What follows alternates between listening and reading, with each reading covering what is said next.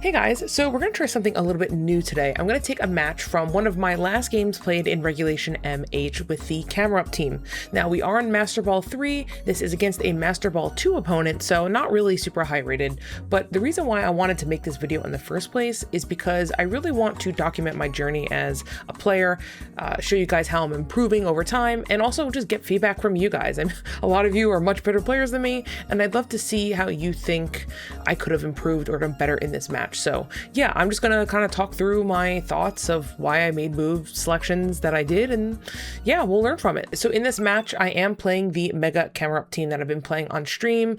I really like it, and I'm kind of sad to see it go with the new regulation. You can see it over here on the left side of the screen. You know, we got that Gambit, Sylveon, Camera Up, Farigiraf, Incineroar, and Vivillon. I've found that I haven't actually brought Vivillon to a lot of things, but when I do bring it, it feels super impactful. So most of the time, I'm kind of just choosing between the top 5. Whenever I see Mega Gengar, especially Frostlass as well, I'm like, I have to bring Gambit. I decided to lead Gambit here because it was just too good into most of the threats. And then obviously I led Farigiraf because I want that Trick Room up really badly. He's got a lot of very fast things on the field, and so I felt like just having Farigiraf, let's just go for the initial Trick Room. Gambit should scare away a lot of his other team anyway, so this is a lead that I pretty much expected. I wasn't sure if he was going to lead Cinny to try to counter Trick Room or Incin. To be honest, I wasn't super expecting the Incin just because I felt like the Gambit lead was obvious. So when I got that free Defiant boost, I was like, yeah, no, this is over. So I was obviously going to lock in the Trick Room here. The only thing I was debating is whether or not I wanted to go after the Gengar or the Incin.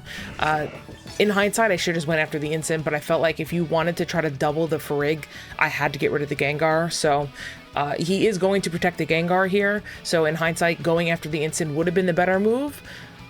But I don't know, I feel like it was too risky, because if he just doubled the Frig and I lost Trick Room, I think the game was over, or it was going to be like really difficult for me to come back. So we do get a Flare Blitz into the King Gambit, but I'm not super concerned about that, because even if I got doubled up into the King Gambit by the Gengar before King Gambit was able to attack, I still got a guaranteed Trick Room up, so I was okay with sacking Gambit there if I had to.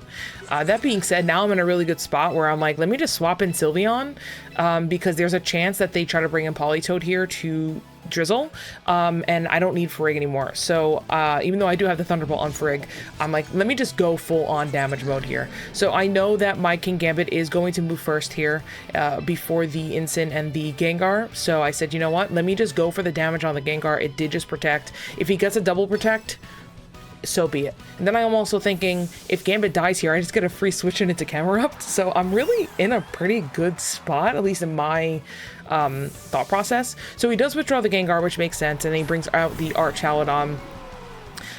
So I mean, again, yes, I could have low kicked into the Incin, but I'm not really afraid of the Incin, and I actually get a lot of damage with a crit on the Archaludon. I do trigger the stamina, but I'm like, okay, it's at 15 health. And then he actually Flare Blitzes the Gambit as well, and I'm like really happy right now, because I'm like, okay, thanks, I got a free swap in on Camel on Archaludon. Thanks. And Incin. The Archaludon did have leftovers, which was interesting. So I do bring in Camera Up tier. I make a little bit of a misplay, but I don't necessarily know if it was a true misplay. I think I could have just had better target selection. So I said, I'm just going to lock in Hyper Voice and just do as much damage as possible. In hindsight, I'm wondering if maybe I should have just gone for the kill on Incin here, but again, I'm not like really afraid of Incin, so that's why I didn't really prioritize it. I think the protect coming from Arch here is pretty telegraphed. I just for some reason wasn't thinking about it. I was kind of just thinking like, oh, Arch is going to try to go for a oh god, I forgot the name of the attack, the lightning attack, because I'm like, the Politoed is definitely coming in now on this turn. So that's why I was a little bit like, maybe I should have done that, but also in hindsight, like, I'm never clicking Heat Wave with a Politoed. I have Earth Power and Ancient Power on my team, so I'm not really afraid. So I did go into the Protect, but I didn't lose anything for it, and I'm gonna get like really good damage on this Politoed. So to me, I was just kind of like, all right, I still kind of won the trade-off because I'm not afraid of rain. With this Camera build, I'm really not. So I'm just going to go for another Hyper Voice. I just felt like I'm pretty confident I can kill the Arch from this with the Hyper Voice. And I said, you know what? if I'm confident I can kill the arch, let me just go after the Polytoad, because I'm actually more afraid of the Polytoad Weather Ball. That's what I've been learning. Weather Ball, like, Camera does not like Weather Ball. So I go after Polytoad and I'm like, oh, I didn't kill it. Oh wait, I locked in Hyper Voice. And that's why we don't lock into Hyper Beam too early. So yeah, I just get a double KO here. And it's over at this point. Like, he's only got the Incin and the Gengar. I mean, could he potentially turn this around? Of course, but like, I still have 3 Mons in the back. I guess I don't have Gambit, so I do have to be a little careful if he does stall out Trick Room, that maybe things could get spicy.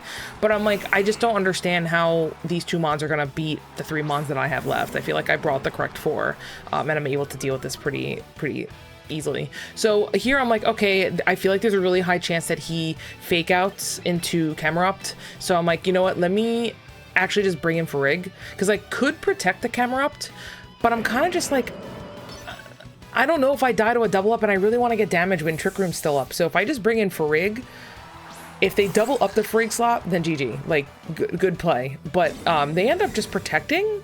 I guess they're just trying to stall out the last turn of Trick Room, which this is on me. I like totally forgot to check the Trick Room turns. I thought I had 2 left. Turns out this is actually the last turn Trick Room. So swapping in Farig was actually like the right play twice now, like 2 times. So I'm like, okay, I'm just going to protect Trick Room, which again, I don't think Farig lives a double up from Mega Gengar, especially since that instant did a lot of damage. This must be, maybe it's charcoal or something, I don't know. Or at least at this point in the fight, I don't think I know.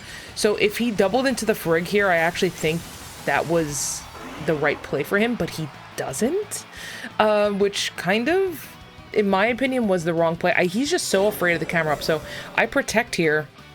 Again, I feel like my play is very telegraphed, but he doubles into it and gets nothing out of it. So I just get my free Trick Room up, and then, I mean, from that point on, there's absolutely no way that they win. But just to show you guys like my line of thinking and how I've improved, you know, most of the time I'm sitting here going, oh my goodness, the Mega Gengar has to die, right?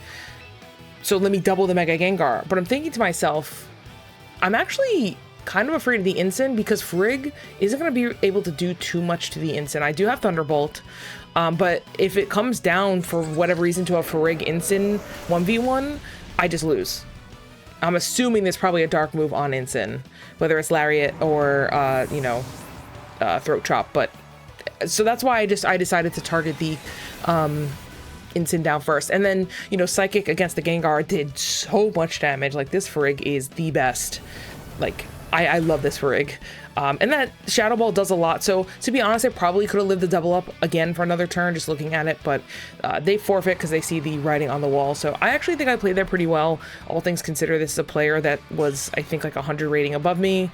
And they're in Master Rank 2. And this is my first time ever playing in Master Ball this season. So, yeah, we got some points off that. And you know, the reason why I uploaded this is because I know that some of my reasoning might be flawed, but I kind of want to use it a little bit as a journal to see and like look at my progress in a year from now, or even 6 months from now, and see how much I've gotten better since then. I've gone back and watched some of my earlier videos on this channel, and I'm like, girl, that was bad. Like, what were you thinking? And so I kind of want to do that with this. If you like this type of content, let me know. I'm not trying to do it to teach you guys how to play. I'm just not at that level yet, so don't take anything that I say as like gospel. I didn't even make this team, so I'm sure there's things I can improve on. I want to post these videos so I get feedback from you, and also so I can, you know, check my progress online. So thanks, guys, and I will see you next time.